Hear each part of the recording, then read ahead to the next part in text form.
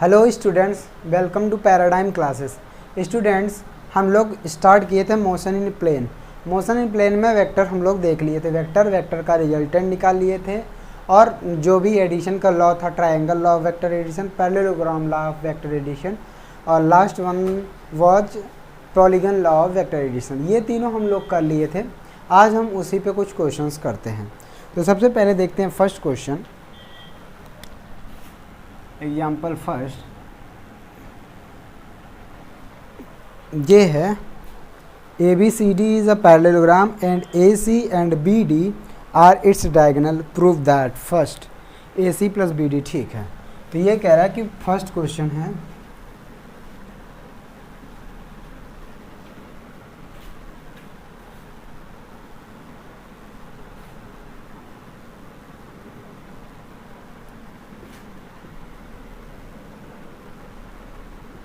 ए B C D एक parallelogram है। अच्छा, इसका वेक्टर ऐसे दिया है, ए बी वेक्टर और बी सी वेक्टर, सी से डी वेक्टर, ओके, और ए से सी तक है एक वेक्टर। एग्जाम्पल फर्स्ट है एस एल अरोड़ा का, और बी डी वेक्टर ऐसा दिया हुआ है। तो इसमें कह रहा है फर्स्ट प्रूव करना है A C vector plus B D vector is equal to B C. First to prove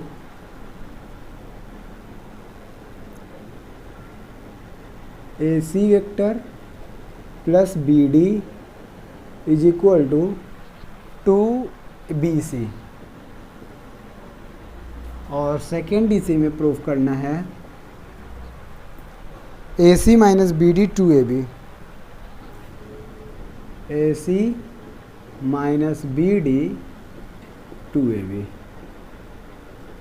ये दो चीज़ है। इसका मतलब इसमें दिया है ए बी सी डी एक पैरेललोग्राम है, ए बी सी डी एक पैरेललोग्राम है जिनको vector A B B C D से रिप्रेजेंट किया गया है, और ए सी वेक्टर और बी डी इसके डायगोनल्स हैं।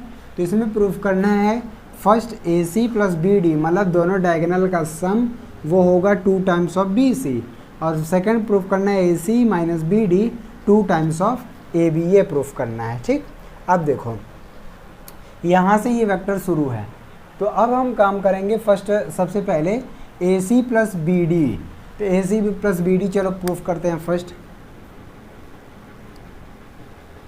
सबसे पहले ए सी प्लस बी डी, देखो ए सी कैसे आएगा, ए सी वेक्टर कैसे आएगा, A B plus B C को ऐड करने पे। क्यों? क्योंकि ए बी का हेड और बी सी का टेल एक साथ है, तो by triangle law of vector addition A B plus B C is equal to A C हो जाएगा। तो ये आ जाएगा A B plus B C is equal to A C. क्यों? By triangle law of vector addition. तो by triangle law of vector addition, by triangle law, ये आ गया। इसको हम फर्स्ट इक्वेशन मानते हैं। क्या? First equation. तो फर्स्ट में हमने ये या इसमें ट्रायंगल लगाया, A B vector plus B C is equal to A C, triangle law of vector addition.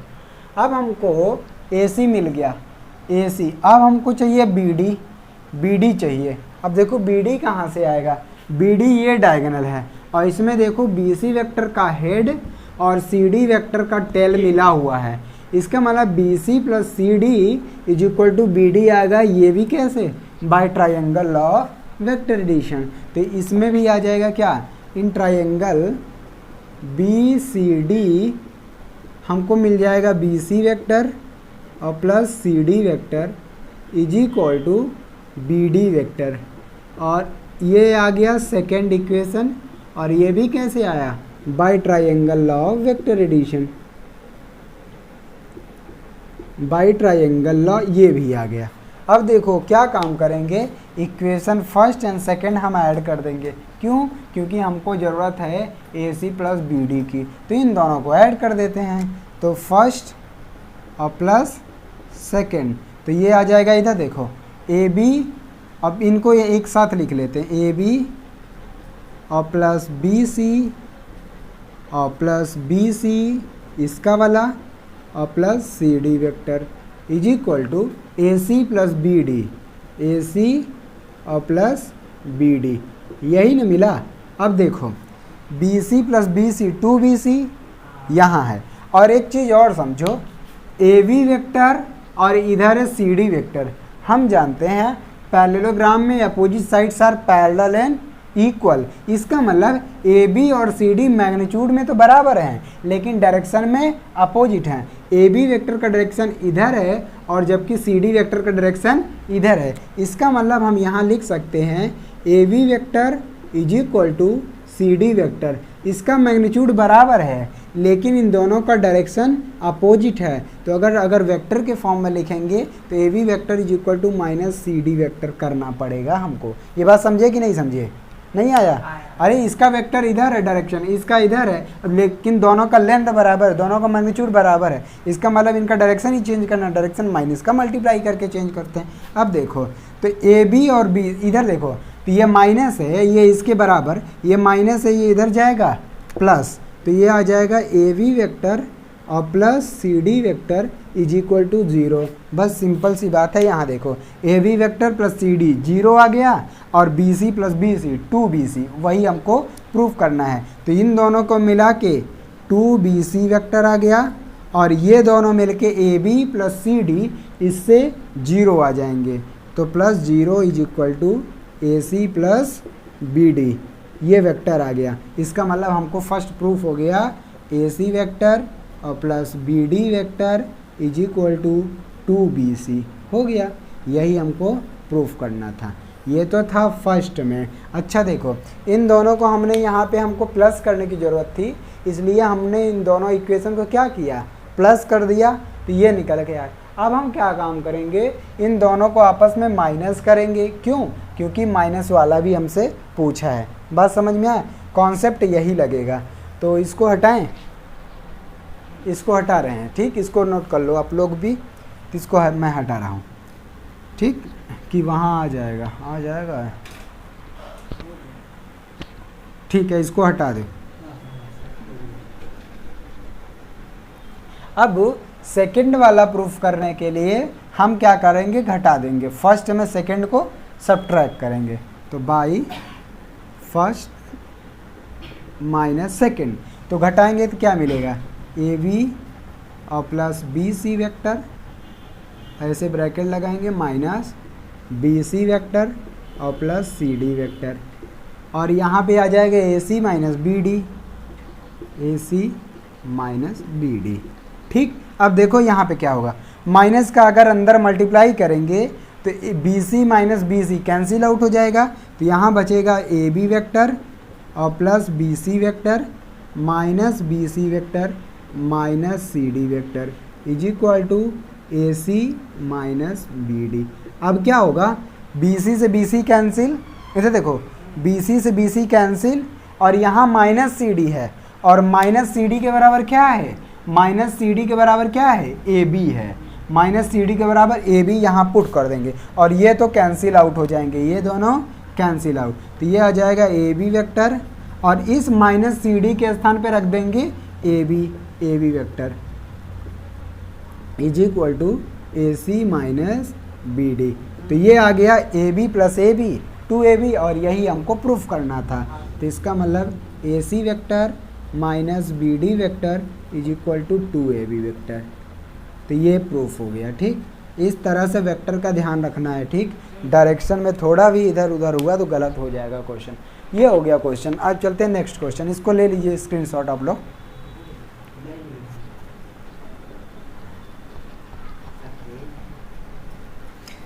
इस तरह से बहुत क्वेश्चन आता है प्रूफ करने के लिए, समझ लो। ये तो अभी फर्स्ट है, अभी देखते हैं एक दो और होगा, लेकिन ज़्यादा इसमें दिया भी नहीं है। इस तरह से क्वेश्चन आप कर लो, क्योंकि इसमें ना बहुत बच्चे, ये इसमें तो कम दिया है। जब यही चीज़ मैथ में वेक्टर पढ़ोगे ना, वहाँ पे यही चीज़ वो बहुत ज़्यादा दिया है। मैथ में है 12th में वेक्टर अलजेब्रा, हाँ ये सब थोड़ा बहुत करना पड़ेगा। अच्छा सेकंड चलते हैं, सेकंड क्वेश्चन से, सेकंड क्वेश्चन देखो।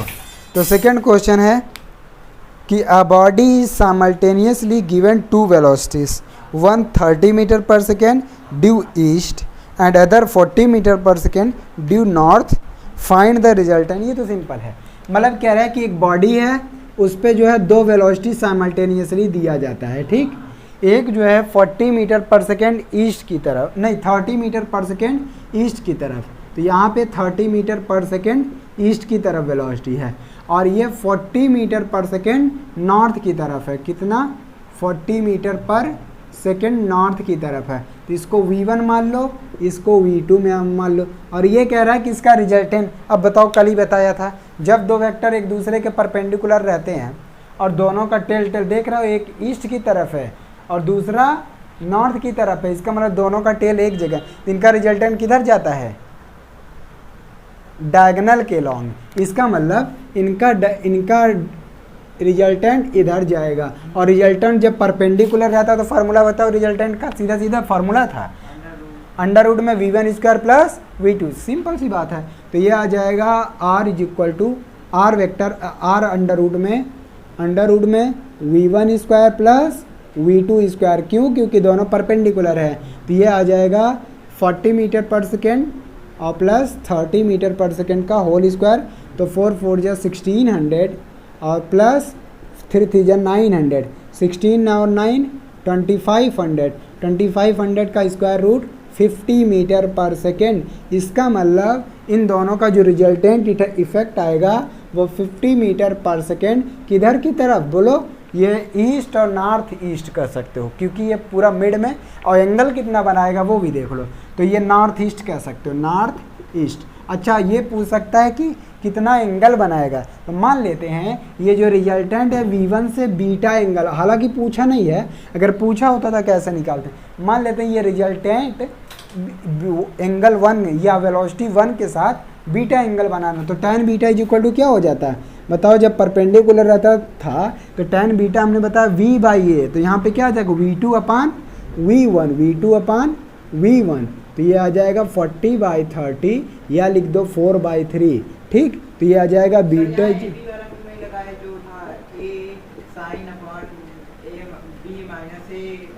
अरे उसका ये स्पेशल केस अब पलट के देखो, जहाँ पे हमने 3 स्पेशल केस लिया था, जब थीटा इज इक्वल टू 0, जब थीटा 180, जब थीटा 90, तो 90 वाला केस उठा के देखो, वहाँ पे B/A था कि नहीं? बोलो, है ना? तो है ना लास्ट में, जब थीटा 90 मतलब जब दोनों वेक्टर के बीच में एंगल 90 डिग्री होगा तब बीटा क्या आएगा, तो डायरेक्ट फार्मूला, इसीलिए तो केस लिखवाया गया, 3 ही केस में बनेगा ऐसा। ये हो गया, ठीक। माइनस नहीं, tan इनवर्स है, वो एंगल देगा, तो इसकी वैल्यू आपको अगर बुक में मतलब पेपर में दिया है तो उसको लिखोगे, नहीं तो ऐसे छोड़ दोगे, ये नहीं पता है तो। और बाकी पता है, अगर √30 या जो जितनी भी नॉन वैल्यू है उसका पता होता तो यहाँ लिख देते, ठीक। अगला चलते हैं, क्वेश्चन हो गया, इसमें यही पूछा था। अब अच्छा क्वेश्चन बनेगा, क्वेश्चन में यहाँ पे हो नहीं पाएगा, लगता है फिगर नहीं हो जाएगा, ठीक है। अगला क्वेश्चन, तो a particle has a displacement of 12 metre towards east, 5 metre towards north and then 6 metre vertically upward. ये बनाना तो मुश्किल है। देखो एग्जाम्पल नंबर 3, ये कह रहा है कि एक पार्टिकल 12 मीटर टूवर्ड्स ईस्ट है, तो 12 मीटर टूवर्ड्स ईस्ट बना दो।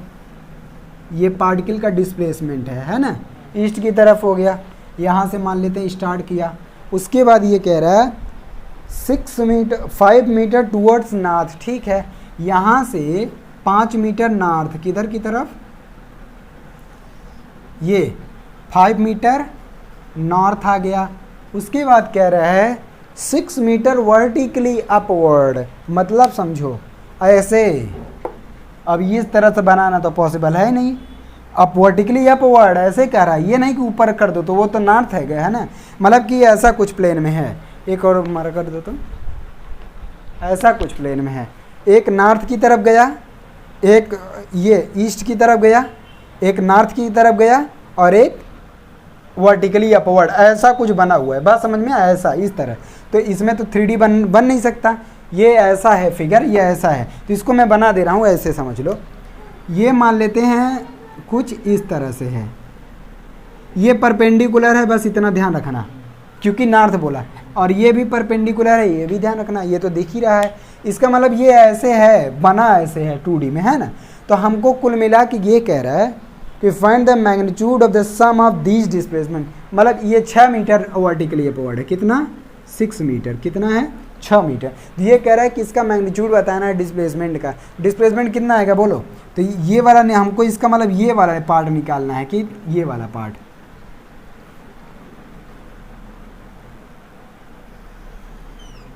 हमको ये वाला पार्ट निकालना है, ये वाला डिस्प्लेसमेंट, समझ में आया। इसको मान लें ए, ये बी, सी।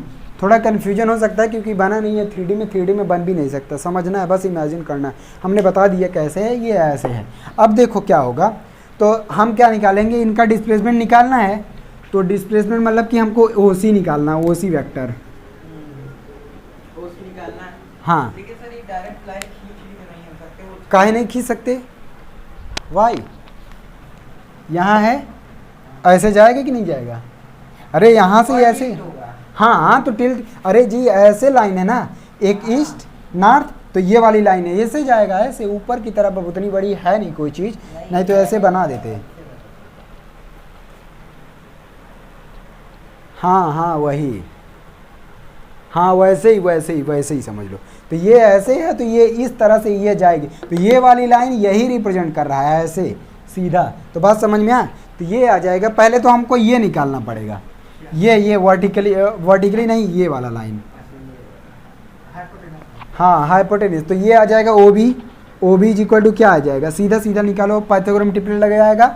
5 12 13, 5 12 13 का ट्रिपलेट होता है, नहीं तो ऐसे डायरेक्ट लगा दो, 12 का स्क्वायर प्लस 5 का स्क्वायर, तो ये आ जाएगा। करोगे तो 12 12 144, और ये 25 125, अंडर रूट में 169, 13 आ गया।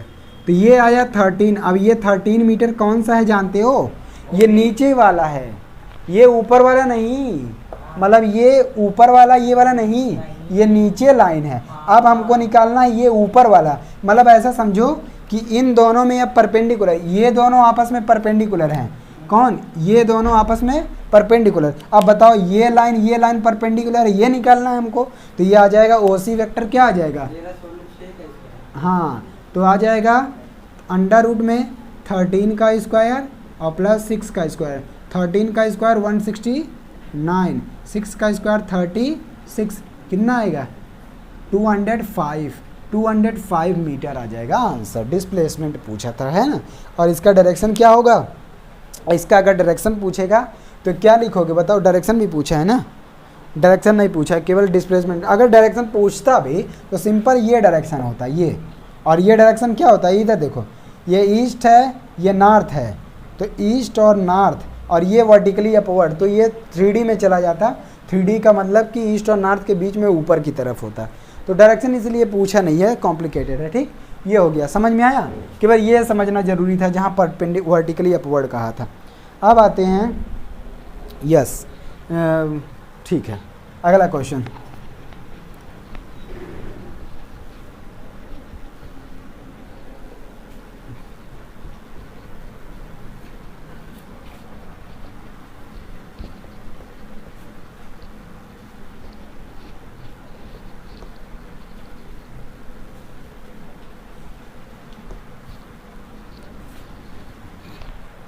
अगला क्वेश्चन, ठीक है, हम एक क्वेश्चन छोड़, ये वाला क्वेश्चन छोड़ दे रहे हैं कि बस थीटा उटा दिया है, केवल फार्मूले पे है, वो नहीं करवा रहा मैं। एग्जाम्पल नंबर इसमें SL अरोड़ा का 5 वाला करवा रहा हूँ, इसमें 4th होगा ना, 4th की, हाँ 4th होगा क्वेश्चन, ठीक। तो इसमें क्वेश्चन दिया हुआ है, 2 vectors both equal in magnitude have their resultant equal in magnitude of either, find angle between the 2 vectors. मतलब ये कह रहा है कि 2 वेक्टर हैं, दोनों मैग्नीट्यूड में बराबर हैं, और दोनों का रिजल्टेंट भी मैग्नीट्यूड इक्वल वेक्टर है। मतलब मान लेते हैं एक वेक्टर P है, एक वेक्टर Q है, लेकिन दोनों का मैग्नीट्यूड बराबर है, P इक्वल टू Q, और दोनों का जो रिजल्टेंट आ रहा है R, वो भी इनके बराबर है। कुल मिला के दोनों वेक्टर और दोनों का रिजल्टेंट सब बराबर है, ये कह रहा है, ठीक। तो ये दिया हुआ है, इनका मैग्नीट्यूड इनका रिजल्टेंट और दोनों वेक्टर आपस में बराबर हैं। तो ये कह रहा है क्वेश्चन में कि दोनों के बीच में एंगल क्या होगा, find the angle between the two vector. कैसे? मैं ट्रायंगल वाला है वो निकाल लिया। अरे रिजल्टेंट कह रहा है, क्या पता 60 आ जाए, लेकिन नहीं 60 नहीं, लेकिन रिजल्टेंट कर रहा है। ऐसे कैसे तुम इक्विलेटरल ट्रायंगल की बात कर दी? नहीं, ऐसा हो ही नहीं सकता कि जब अगर दो वेक्टर बराबर है, मतलब वेक्टर का मतलब मान लीजिए लेंथ हो गई साइड, दो हाँ। साइड, और तीसरी उनकी तभी बराबर होगी जब तीनों का एंगल। नहीं नहीं ऐसा समझो, तो इसका मतलब एंगल बिटवीन द वेक्टर पूछा है। हाँ,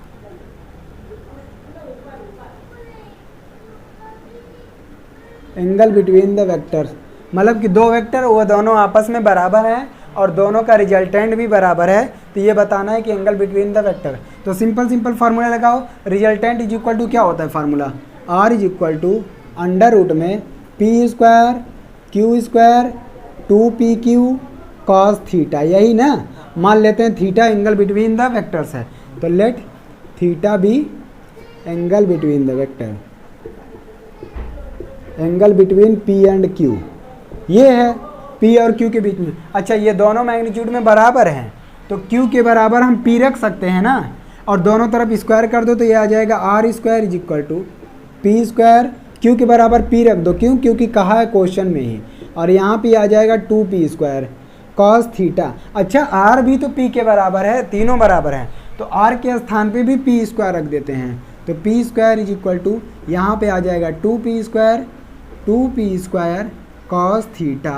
तो ये देखो P square 2p square plus में इधर जाएगा, 2p स्क्वायर प्लस में इधर जाएगा, 1p स्क्वायर में से 2p स्क्वायर घटा minus p square is equal to 2p square cos theta. p square से p square cancel, cos theta is equal to क्या आ गया -1/2, और कॉस कितने की वैल्यू -1/2 होता है, कॉस 120 की वैल्यू होती है। ठीक, तो थीटा इज इक्वल टू 120, मतलब उन दोनों एंगल के बीच में 120 डिग्री का एंगल है। ठीक, क्या है नहीं हो सकता, दिखा रहा हूँ। ये वेक्टर P है, और एंगल किसके बीच होता है, उनके टेल के बीच में, मतलब ऐसा हो सकता है, दूसरा वेक्टर ऐसे हो सकता है, ये Q और इनके बीच में 120, इसका मतलब ये 120 तो ये 60 हो सकता है। ठीक, तो ये 60 हो सकता है, और उसके बाद रिजल्टेंट भी इनके बराबर है। तो रिजल्टेंट देखो, मान लेते हैं रिजल्टेंट कितना एंगल बना रहा है, अगर P के साथ बनाए, ये पूछा नहीं है, ये है मान लेते हैं रिजल्टेंट, तो ये मान लेते हैं ये 60 आया, लेकिन देख लेते हैं। अच्छा, ये भी बराबर, ये भी, तो ये वाला एंगल, ये वाला हमको पूछा है एंगल, अभी कल बताए थे टेल के बीच में होता, तो ये 120 होगा, बाकी तो ये तीनों 60 ही होगा। क्यों? क्योंकि ये भी बराबर, ये भी बराबर, ये भी बराबर, 60 होगा। ठीक हो गया, इसमें और कुछ पूछा नहीं था, यही पूछा था एंगल बिटवीन द वेक्टर्स बस। ठीक, अगला चलते हैं क्वेश्चन। ठीक है, तो हम यहाँ अगला लिखते हैं ना, अगला इसमें आ नहीं पाएगा ना। हाँ, लिख लो तब ना।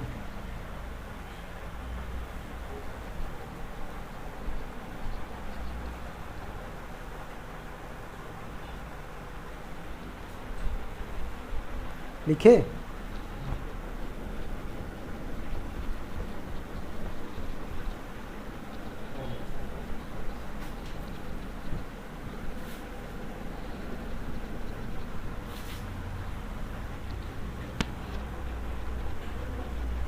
इसको लिखे कि नहीं? चलो देखो 5 नंबर क्वेश्चन, ये भी अच्छा क्वेश्चन है, बहुत अच्छा है। ये कह रहा है कि two forces whose magnitude are in the ratio 3:5, दो फोर्स हैं और दोनों का मैग्नीट्यूड, मान लेते हैं फोर्स F1 है F2 है, और दोनों का मैग्नीट्यूड 3:5 के रेशियो में है। ये इसमें 5 नंबर क्वेश्चन ये, नहीं 6 नंबर है। तो दो फोर्स हैं जिनका मैग्नीट्यूड 3:5 के रेशियो में है, इनका रिजल्टेंट दे रहा है 35, मतलब इन दोनों फोर्सेस का जो रिजल्टेंट दे रहा है वो 35 न्यूटन दे रहा है। ठीक, और उसके बाद कह रहा है if the angle inclination be 60, अच्छा इन दोनों फोर्सेस के बीच में जो एंगल है वो 60 डिग्री का है। कितना है? 60 डिग्री का। तो ये कह रहा है कि calculate the magnitude of each force, कुल मिला के F1 F2 पूछा है। ठीक, तो बहुत ही सिंपल है, इसमें यहाँ पे सॉल्व कर लेते हैं आराम से। तो ये आ गया सॉल्यूशन। देखो तो सिंपल सी बात क्या है, जब दो चीज़ रेशियो में दिए रहते हैं उनको अलग अलग कैसे करेंगे, किसी मल्टीप्लाई करके ना। तो F1 मान लेते हैं 3x है और F2 मान लेते हैं 5x है। अब इनका रिजल्टेंट दिया है 35 न्यूटन, तो रिजल्टेंट इज इक्वल टू क्या होता है, अंडर रूट में F1 स्क्वायर और plus F2 square plus 2F1 F2 cos theta, यही ना। अब r की वैल्यू कितना दे रखा, 35, यहाँ 35 रख दो और दोनों तरफ स्क्वायर कर दो, तो ये आ जाएगा 35 का स्क्वायर। F1 का स्क्वायर 3x का स्क्वायर करोगे तो 9x का स्क्वायर आ जाएगा। ये आ जाएगा 25x square plus 2 3x into 5x cos, और थीटा की वैल्यू दे रखा है 60, कॉस 60 रख दो। अब चलो 35 का स्क्वायर कितना आएगा बोलो, 1225 आएगा, और 9x 25 जोड़ोगे 9 5 14 34x स्क्वायर, और 2 3 जा 6 6 5 जा 30x स्क्वायर, और cos 60 की वैल्यू कितनी होती है 1/2। तो बस इसको सॉल्व कर लो, तो ये आ जाएगा 34x स्क्वायर और 30 क्या डिवाइड करोगे 2 में 15x स्क्वायर, और 15 और इसको ऐड करोगे तो कितना आएगा 5 और 9 49x स्क्वायर। ठीक, अब देखो 49 इधर मल्टीप्लाई इधर जाएगा डिवाइड, तो x स्क्वायर की वैल्यू आ जाएगी 1225 अपान 49, तो x की वैल्यू आ जाएगी इसका स्क्वायर रूट, 1225 का स्क्वायर रूट तो आ जाएगा 35 और 49 का स्क्वायर रूट 5, 7 5 या 35। बस हमको क्या निकालना था F1 F2, तो F1 की वैल्यू सीधा सीधा आ जाएगा, x की वैल्यू 5 उधर रखो, 5 3 जा 15 न्यूटन। हाँ, F2 की वैल्यू 5x 5 इंटू 5 25 न्यूटन। क्या हुआ बोलो,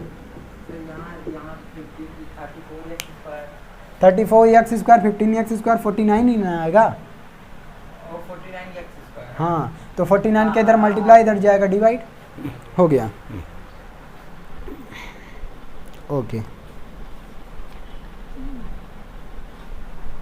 क्वेश्चन बहुत अच्छा है बात हुआ ये। तो ये F1 F2 आ गया। अगला क्वेश्चन लिखो जल्दी, हम क्वेश्चन इधर सेकंड थर्ड वाला लिख रहे हैं, अगला वाला तुम उसको लिखते रहो, हम क्वेश्चन लिख रहे हैं तब से बस।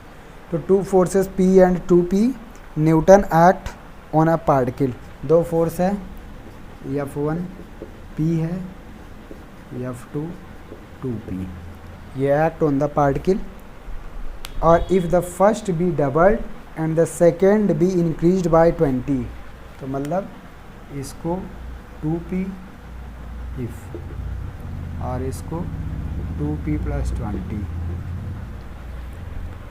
B double second be increased by 20 newton, the direction of the resultant is unaltered, find the value of P, मतलब कि डायरेक्शन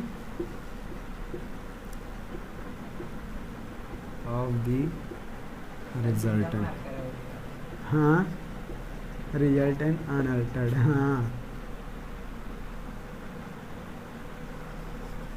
लिखे कि नहीं ये वाला, लिखे हटाएं समझाएं क्वेश्चन। देखो नीला में कन्वर्ट हो गया,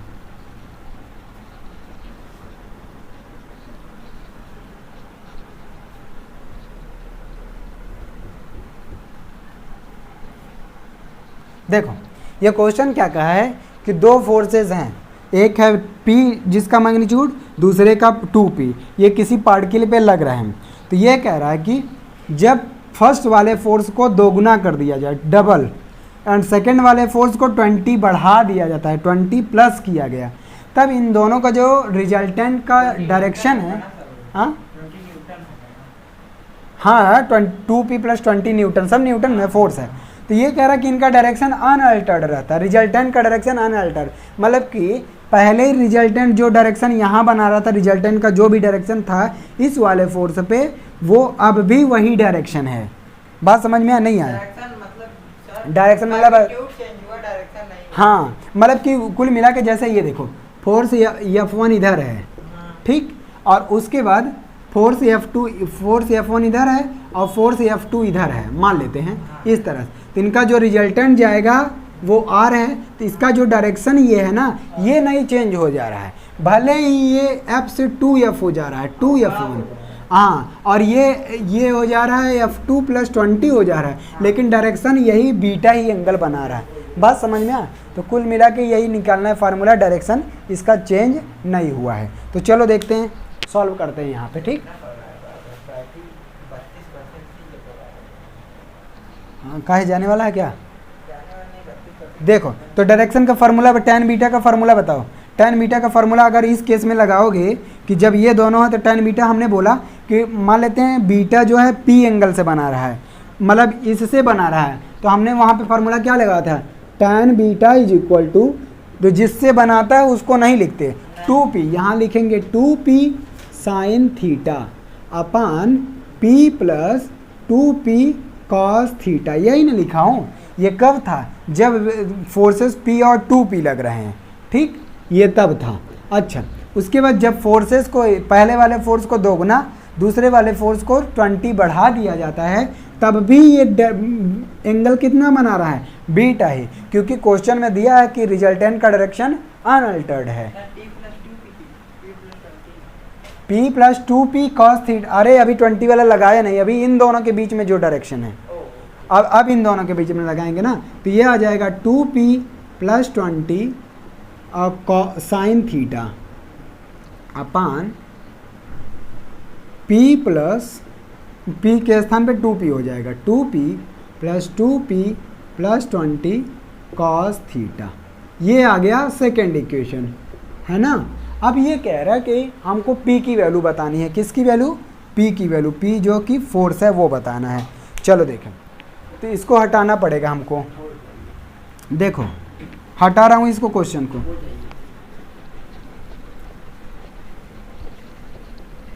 तो अब क्या काम करेंगे, क्योंकि ये दोनों इक्वल हैं, तो इन दोनों को इक्वल कर देते हैं। तो यह आ जाएगा 2p sin theta upon p + 2p cos theta, और यहाँ है 2p + 20 sin theta upon p + 2p + 20 cos theta. ये आ गया। अब देखो, from equation first and second, ये दोनों बराबर है, तो इनको हम इक्वल कर दें। अब एक फार्मूला यहाँ लगेगा। देखो, जब a/b = c/d रहता है, तो इसको हम क्या लिख सकते हैं? देखो, इसको हम लिख सकते हैं c - a upon d - b। ये है एक फार्मूला, अलजेब्रा में 12th में ही पढ़ोगे। इसको बोलते हैं कंपोनेंडो डिविडेंडो, कंपोनेंडो डिविडेंडो।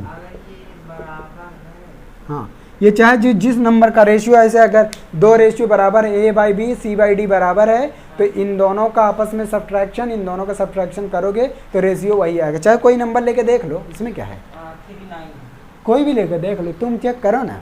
3/9 और 1/2 करो, दोनों का रेशियो नहीं, 3/9 और 2/6 सेम रेशियो है ना। हटा के देखो, 3/9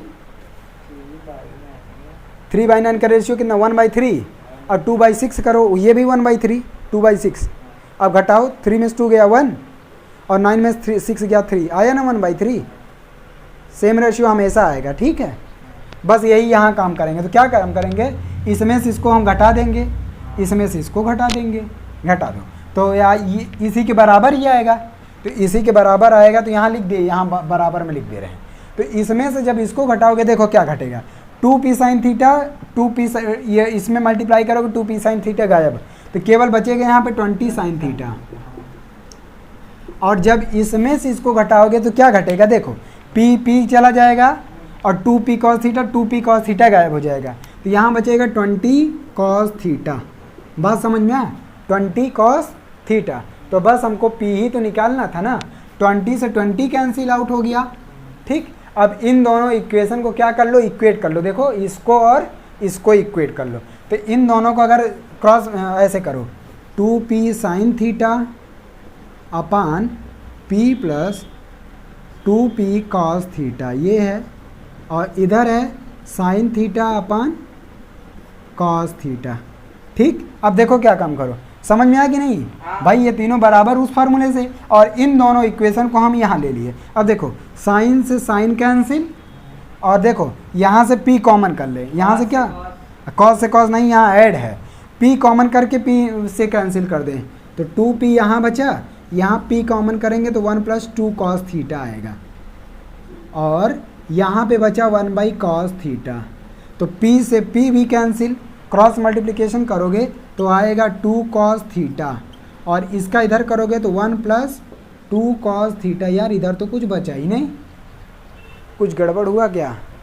यहाँ पे इसमें से इसको घटाओगे तो 2p cos theta 20 cos theta बचेगा। सही तो है, cos theta p 2 cos theta 2 cos theta, यहाँ तो कुछ फिर बचेगा नहीं। रुको रुको रुको रुको, कुछ तो हो रहा है मिस्टेक।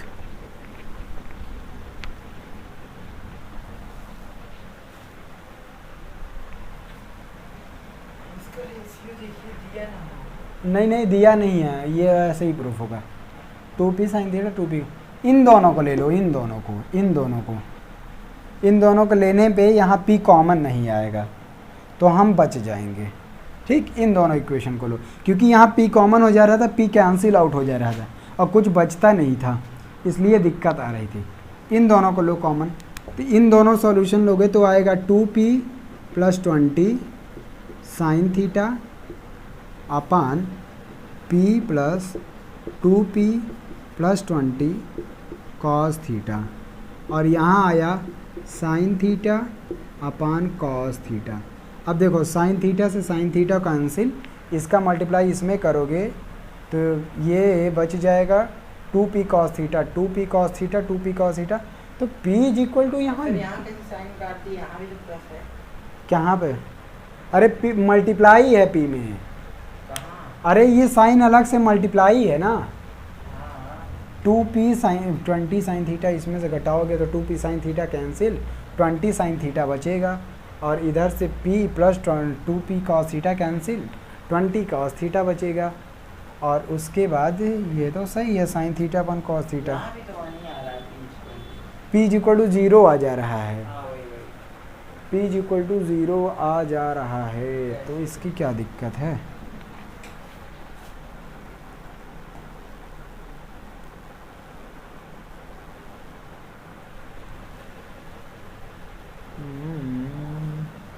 सही तो है यार, पता नहीं कहाँ गड़बड़ होगी। अच्छा वो वाला, ये वाला देखो, हाँ ये वाला तो यहाँ लिख दिया, लेकिन यहाँ पे जब इसको लिखा तो ये 2p है, 2p भूल गया, तो ये 2p होगा, यही गड़बड़ हो ही रहता, तभी तो कह रहा हूँ क्या होगा, ये 2p होगा। अब सही है, अब सब कुछ सही आएगा यार, इसी के चक्कर में हो गया सब। तो यहाँ देखो क्या बचेगा, जब इसमें से इसको घटाओगे तो एक p तो कैंसिल आउट हो जाएगा, एक p बचेगा, तो यहाँ बच जाएगा। अब ऐसे ये नहीं कटेगा तब, ठीक है, तो यहाँ के 20 sin थीटा तो बचेगा ही है 20, और यहाँ बच जाएगा p प्लस रुको बता रहा हूँ, p + 20 cos थीटा बचेगा। अरे ये दोनों तो ये दोनों tan बीटा के बराबर है ना। ये वाला फिर नहीं करेंगे क्या ये भाई? अरे वो तो वही तो किया तब नहीं ये आया। अरे देख cos थीटा, रुको बता रहा हूँ, 2p sin theta p + 2p cos theta ये है, और ये 2p + 20 sin थीटा अपन 2p, और यही 2p नहीं लिखा था इसके पहले जो गलतियाँ हो रही थी, और 2p + 20 cos थीटा। अच्छा, उसके बाद इसके फार्मूला लगाएंगे तो c - 1 किया ना, इसमें से इसको घटाया, तो इसमें से इसको घटाओगे तो देखो cancel, 2p sin theta cancel out हो जाएगा, तो यहाँ बचेगा 20 sin थीटा बचा, और जब इसमें से इसको घटाएंगे तो 2p में से 2p कैंसिल, तो एक p बचेगा ना, और यही p नहीं बच रहा था हम लोगों में, क्योंकि यहाँ एक ही p लिखा था, और ये 2p + 20 cos theta 2p cancel हो जाएगा, 20 cos थीटा बच जाएगा। अब सही आएगा यार, देख यही गलती हो रही थी, भूल रहा था, अब सही आएगा। तो ये आ गया, अब इसको लिखो, तो ये आ जाएगा 2p sin theta upon p common चाहे यहीं से ले लो p, तो आ जाएगा 1 + 2 cos थीटा = वहाँ है 20 sin थीटा अपान p + अब चाहे जो ले लो, गलती तो दोनों, मतलब कि गलत था तो दोनों तरीके से नहीं आ रहा था ना। ये देखो साइन थीटा कैंसिल और 2 10 जा 20। अब इसका क्रॉस मल्टीप्लिकेशन करो तो p का इधर मल्टीप्लाई करोगे तो अच्छा p से p भी कैंसिल आउट हो गया, तो यहाँ कुछ नहीं बचा, तो ये आ जाएगा p plus 20 cos theta is equal to, यहाँ 10 है तो 10 का मल्टीप्लाई करोगे 10 प्लस 20 कॉस थीटा। तो ये देखो 20 cos थीटा कैंसिल और p इज इक्वल टू आ गया 10 न्यूटन, और यही हमको पता करना था। इतना सिंपल, यही गलती हो गई थी ना, वो भूल गया। तो p की वैल्यू ही पूछ रहा था ना, p क्या था, फोर्स था, तो यही आ गया आंसर। ठीक, लिख लो इसको। तो अगला क्वेश्चन देखें, 2-3 क्वेश्चन और है। अच्छा 1-2 क्वेश्चन हम देंगे अपने के लिए, अपने से करना।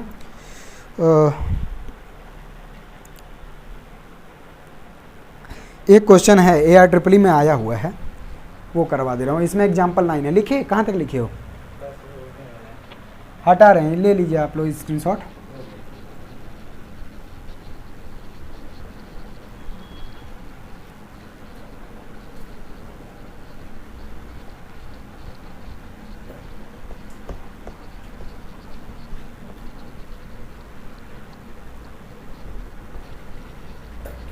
देखो ये इसमें एग्जाम्पल 9 है और ये क्वेश्चन आया हुआ है।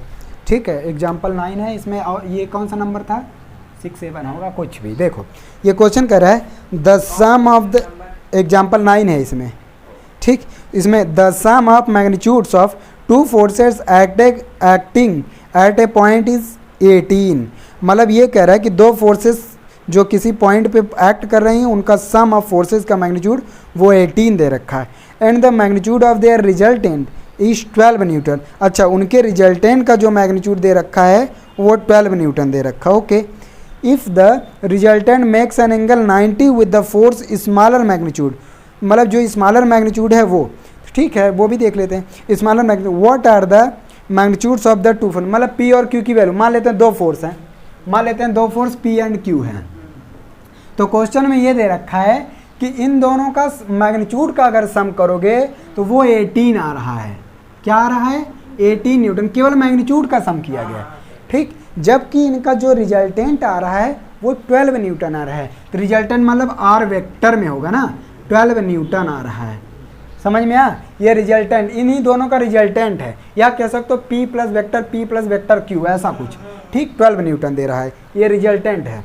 और उसके बाद ये कह रहा है कि इफ़ द रिजल्टेंट में, और ये कह रहा है कि रिजल्टेंट जो है छोटे वाले फोर्स के साथ कितना एंगल बना रहा है, 90 डिग्री का एंगल। तो ये रिजल्टेंट, अब इसमें हमको अपने से डिसाइड करना पड़ेगा कौन फोर्स छोटा है। तो let P less than Q मान लेते हैं अपने से। ठीक, तो इसमें कह रहा है P के साथ जो फोर्स छोटा है उसके साथ रिजल्टेंट 90 डिग्री का एंगल बना रहा है, मतलब बीटा की वैल्यू क्या दे रखा है, 90। ऐसे समझो, ऐसे एक फोर्स P है और एक Q है, ठीक, इधर की तरफ, और रिजल्टेंट मान लेते हैं इधर चला गया, और ये रिजल्टेंट छोटे वाले, क्योंकि P छोटा है इसके साथ एंगल बीटा बना रहा है।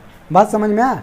अच्छा, रिजल्टेंट जो आया है वो 12 न्यूटन, जबकि इन दोनों का डायरेक्ट अगर मैग्नीट्यूड जोड़ोगे तो वो आ रहा है कितना, 18 न्यूटन। केवल मैग्नीट्यूड अलग अलग होता है, मैग्नीट्यूड स्केलर क्वांटिटी का केवल सम कर देते हैं। हाँ वही बात। तो ये है, तो इसमें कह रहा है व्हाट आर द मैग्नीट्यूड, कुल मिला के ये पूछा P और Q की वैल्यू। ठीक है, P और Q की वैल्यू पूछा है। चलो देखो करो। तो सबसे पहले ये तो स्केलर क्वांटिटी दिया है, वो तो बस समझ लो एक इक्वेशन ही है। हमको रिजल्टेंट से मतलब, resultant R is equal to क्या होता है, बोलो formula.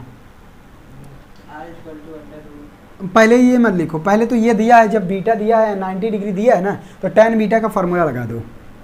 tan beta is equal to क्या होता है, और छोटे वाले के साथ जिसके साथ बनाया वो नहीं लेते, तो क्या आता है, Q sine theta upon P plus Q cos theta, यही ना। और थीटा क्या रहता है, अरे यार फार्मूला भूल गया, जिसके साथ बनाता हूँ। अरे ये बीटा 90 है और थीटा इन दोनों के बीच में एंगल है, थीटा इन दोनों के बीच में है, तो थीटा एंगल बिटवीन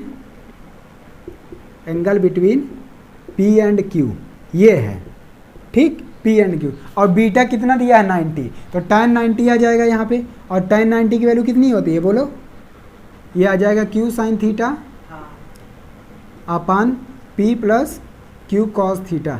और tan 90 की वैल्यू कितनी होती है, इनफाइनाइट, 1/0। 1/0 करेंगे, देखो क्रॉस मल्टीप्लिकेशन करेंगे तो ये हो जाएगा 0 और ये इधर चला जाएगा, मतलब आएगा p plus Q cos theta is equal to 0। बात समझ में आया। अब देखो इसमें अब क्या कह रहा है, अब ये तो फर्स्ट इक्वेशन बन गया। अब कह रहा है कि p प्लस क्यू, इधर देखो p plus Q is equal to 18 है, p plus Q is equal to 18 है। हम रिजल्टेंट का भी फार्मूला लगा दी, इसको देखो, इसको फर्स्ट इक्वेशन बनाओ। अब रिजल्टेंट का फार्मूला लगाओ तो R square is equal to P square plus Q square plus 2pq cos theta, यही ना होता है। ये आर की वैल्यू कितना दिया है 12 न्यूटन, यहाँ 12 रख दो, यहाँ क्या रख दो 12, तो ये 12 रखोगे तो ये क्या आएगा, अच्छा इसका स्क्वायर करो, इसका स्क्वायर करोगे P square plus Q square cos, अच्छा Q square cos square theta नहीं, देखो यहाँ 12 रखो तो 12 का स्क्वायर कितना आएगा 144। वो इक्वेशन सॉल्व करना थोड़ा लंबा है, ठीक। और यहाँ पे दिया है p प्लस क्यू बराबर 18, क्या दिया है p प्लस क्यू, तो p प्लस क्यू यहाँ से सॉल्व करो, p plus Q is equal to 18 newton और यहाँ पे है p plus Q cos theta is equal to 0। ये है, हम क्या काम कर सकते हैं, p की वैल्यू यहाँ निकाल, नहीं तो इसमें से इसको घटा दो, क्या दिक्कत है, इसमें से इसको घटा दो, चाहे जिसमें घटाओ, इसमें से इसको p से p कैंसिल, तो आ जाएगा q minus Q cos theta is equal to 18, तो q कॉमन कर लो तो बचा क्या 1 minus cos theta is equal to 18, ये बचा। इसका मतलब q की वैल्यू अब आपको यहाँ पुट करना है, बहुत लंबा इक्वेशन बन जाएगा, अभी हमको और हटाना पड़ेगा। q की वैल्यू पुट करके पहले तो कॉस थीटा, तीन वेरिएबल है ना, p है, q है, कॉस थीटा है, तीन है, तो तीन आपको हटाना पड़ेगा। और या तो q कॉस थीटा के स्थान पे आप क्या रख दो, q कॉस थीटा के स्थान पे माइनस p रख दो, तो माइनस 2p स्क्वायर आ जाएगा, ठीक है, तब भी तो वही काम करना पड़ेगा। इक्वेशन ये q स्क्वायर की वैल्यू,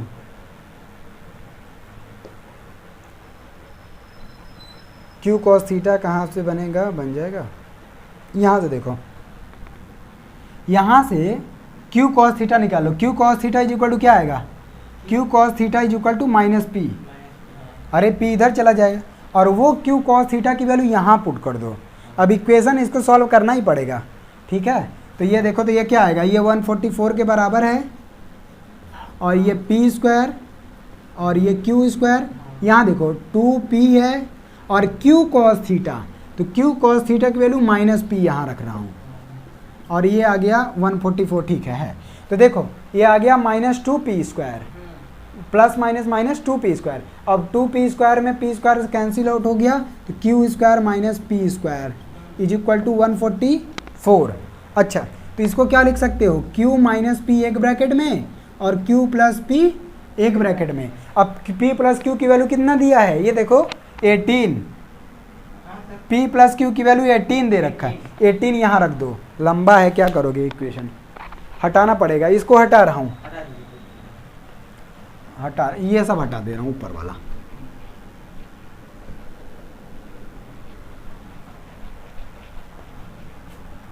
ये भी हटा रहा हूँ। ये देखो यहाँ पे, तो ये आ गया 144 के बराबर, ये है q माइनस p और q plus p is equal to 144। अब देखो p प्लस q की वैल्यू 18 दे रखा है, क्वेश्चन में ही दिया था, यहाँ 18 रखोगे तो q minus p into 18 is equal to 144, 18 का इधर मल्टीप्लाई इधर जाएगा डिवाइड, तो q minus p is equal to 144 divided by 18, 18 eight जा होता है ना, 18 8 144, 8 आ गया, तो q minus p is equal to आ गया 8 और p प्लस q की वैल्यू 18 दिया ही था, है ना। अरे ये अभी आया यहाँ से और ये दिया, तो इन दोनों को जोड़ लो, तो ये जोड़ोगे तो p से p कैंसिल, 2q 18 8 26, q की वैल्यू आ गई 13 न्यूटन, आंसर q की वैल्यू आ गई 13 न्यूटन और q की वैल्यू किसी एक इक्वेशन में रखोगे तो p की वैल्यू 5 न्यूटन, p की वैल्यू 5 न्यूटन। तो ये रहा आंसर, थोड़ा लंबा था, कैलकुलेटिव था, लेकिन अच्छा था क्वेश्चन। ठीक है, कर लो इसको, लिख लिए। ये